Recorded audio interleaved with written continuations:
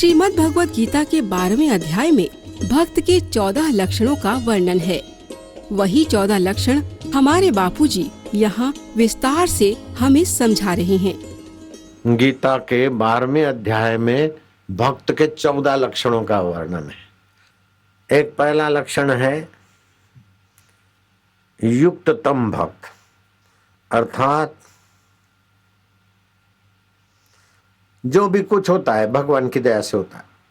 पांडुरंग सब जानते।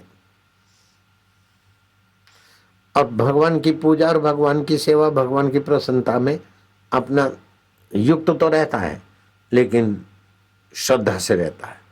ये एक प्रकार हुआ। दूसरा है क्लिष्ट भक्त, इंद्रियों को संयत करता है, पैदल चलता है, एकादशी को उपवास करता है, सुविधा हो असुविधा हो लेकिन अपना नियम पालता है, कष्ट सहकर, और निर्गुण अंतरात्मा से प्रेम करता है। वो दूसरे प्रकार का भक्त। तीसरे प्रकार का भक्त है अनुग्रहीय भक्त, जो सर्व कर्म समर्पण करेगा। उन्हीं के भगवान की सत्ता से होते। मैं क्या करता हूँ? आंख देखती है भगवान की सत्ता से, जीभ बोलती है भगवान की सत्ता से, मन सोचता है भगवान की सत्ता से। मैं क्या करता हूँ? माझा पांडुरंगा मेरा भगवान ही करते। उसको बोलते अनन्य योगी, अनुग्रहीय भक्त। वो तीसरा है। चौथा होता है ईश्वरायण भक्त, जो मन बुद्धि भगवान को अर्पित करता है और मैं भगवान का हूं, भगवान मेरे हैं। वो मैं प्रयोग सिखाता हूं तुमको। रात को सोते ना, तो सोते तो तुम क्या करो कि पंच भौतिक शरीर 5 भूतों का है। मैं शरीर नहीं हूं। शरीर के मरने के बाद भी मैं रहता हूं। शरीर के जन्म के पहले भी मैं था। बचपन मर गया तो मैं मरा क्या? जवानी मर गई तभी मैं मरा क्या? बुढ़ापा मर जाएगा तभी भी मैं मृतक शरीर को भी देखने वाला हूं। तो पंच भौतिक शरीर में नहीं हूं।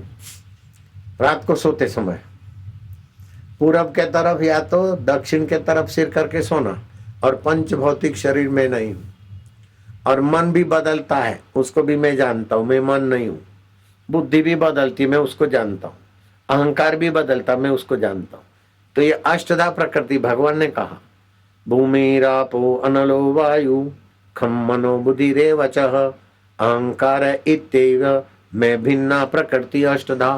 अय पांडुरंग ने कितनी कृपा किया। पंच भौतिक शरीर, मन बुद्धि और अहंकार, ये अष्टधा प्रकृति मेरे से भिन्न है। तो तुम भी अष्टधा प्रकृति शरीर, पंच भौतिक शरीर, मन बुद्धि और अहम, इनसे अभी काम लेना नहीं। ये मेरे से भिन्न है। ये बदलते, मैं नहीं बदलता हूं। शरीर बदलता है, मन बदलता है, बुद्धि बदलती है, अहंकार बदलता है, मैं नहीं बदलता। तो मैं आत्मा हूं और ये प्रकृति है। तो प्रकृति का पंच भौतिक शरीर और प्रकृति का मन बुद्धि अहंकार इधर ही छोड़ता हूं। मैं आत्मा हूं और परमात्मा में सोता हूं। परमात्मा भी नहीं बदलते। जगत बदलता, परमात्मा नहीं बदलते। शरीर बदलता, मैं नहीं बदलता हूं। तो मेरी जात प्रभु की जात एक है। प्रभु भी चेतन है, ज्ञान स्वरूप है, तो मैं भी चेतन हूं। धरती में इतने मनुष्य नहीं है जितना हमारे शरीर में बैक्टीरिया है। तो हम भी तो उत्पन्न करते ना बैक्टीरिया को, पालन भी करते, संहार भी करते। तो हमारा आत्मा भी तो परमात्मा है। तो हम परमात्मा की संतान, परमात्मा हमारे। सीधे सो गए, श्वास अंदर गया, ओम, बाहर है तो एक। ऐसे करोगे थोड़े दिन में आप भगवान में ही सोओगे, तो 6 घंटा आयुष्य बढ़ जाएगी आपकी। 6 घंटा नींद में भी फायदा मिलेगा और 6 घंटे की भक्ति भी हो जाएगी। दाढ़ी की दाढ़ी, बाबा का बाबा। तो ईश्वरायण भक्त, ईश्वर में विश्रांति पाना। तो रात को सोओगे ईश्वर में, तो सुबह उठोगे कहां से? कमरे में सोओगे तो रसोई घर से उठेगा क्या? पंढरपुर में सोएगा तो पुणे से उठेगा क्या? नहीं, जिधर सोते उधर से उठते। तो भगवान में सोया हो तो सुबह जब उठो ना, तुम्हें भगवान से उठाओ। भगवान शांत स्वरूप, चैतन्य स्वरूप, ज्ञान स्वरूप, शांति। थोड़ी देर चुप बैठना, जिसमें से उठाऊं उसमें शांत हो रहा हूं। 2 मिनट भी ऐसा शांत बैठे ना, दिन भर की आपकी साधना में 4 चांद लग जाएंगे। निसंकल्प, नींद में से उठेंगे तो उस समय निसंकल्प ही होता है। नींद खुल जाए, आंखें नहीं खुले, थोड़ी देर शांति, आनंद आनंद हो।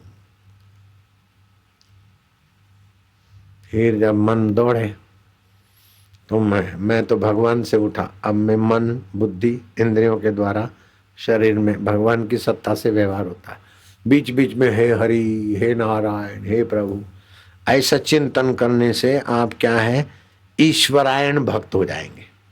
चौथे प्रकार के ईश्वरायण भक्त का मन बुद्धि भगवत अर्पित हो जाता, उन्हीं में वास करता है। स्वयं जब भगवान में वास करेगा तो मन बुद्धि किधर जाएगा? बोले मेरा मन नहीं लगता, तो स्वयं तो संसार में रहता, तो मन भगवान में कैसे लगेगा? स्वयं भगवान में लगो तो मन बुद्धि भी लगेगा। मेरा मन ऐसा है, मेरा मन ऐसा है, ऐसा। अरे तू जैसा है भगवान का हो जा, तो तेरा मन भी भगवान का हो जाएगा। और भगवान को अपना, अपने को भगवान का मानने से मन भगवान में लगता है। अपन भगवान में लगो, समझ गए भाइया? भगवान में लगना। फिर पंचम प्रकार का भक्त होता है अभ्यासन, बार बार वृत्ति भगवान में लगाए, भगवान का इधर ध्यान करे अथवा मूर्ति देखे, जिधर भी जाए तो सब में भगवान है, वासुदेव है। एक कुत्ते की पूंछ हिलती तो सत्ता भगवान की है, बाई ऐसी है, बेटा सुंदर है, बाई सुंदर है, तो सुंदरता उस भगवान की है। तो बाई में काम के बदले राम आ जाएगा, पर स्त्री में मन फंसे नहीं, सब में मेरा भगवान की भावना।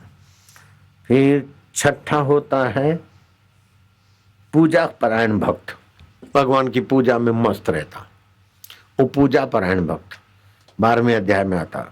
और 7वां भक्त होता है फल त्यागी, कर्म करते हुए भी स्वार्थ नहीं, कामना नहीं, और भगवान की दया है, मेरा अनार भगवान की सेवा में लग गया, मेरा ये भगवान का लग गया, अच्छा है, मेरे को पंढरपुर आया शरीर से, भगवान की भक्ति का सेवा हो गया, अच्छा है।